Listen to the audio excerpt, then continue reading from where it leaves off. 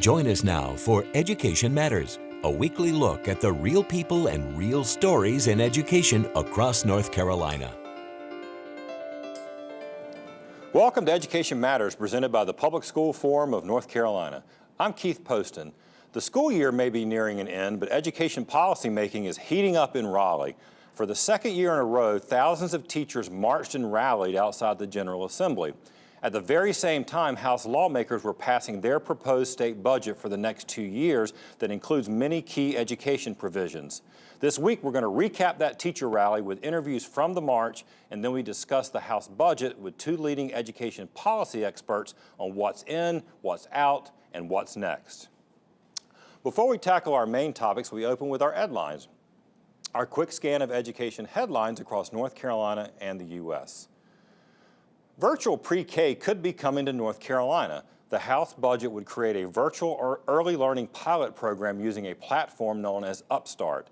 Bill backers, led by Republican Representative Craig Horn, want to focus the new online pre-K on at-risk preschool-age children to develop school readiness skills. Now, the concept has been widely panned by early childhood advocates, and the World Health Organization just released guidance advising against screen time for children below the age of 5. The budget includes $1 million in non-recurring funds for the pilot. An amendment that stripped funding passed the House last week before it was reversed the following day. A provision in the House budget could make teacher marches like last week's rally nearly impossible by preventing school districts from canceling classes. Language in the budget would change state law to say that schools cannot give permission for teachers to use personal leave on a school day unless they have a confirmed substitute in place at least 5 days in advance. School districts have cited the lack of substitutes for their decision to cancel classes last year and again this year for the teacher marches.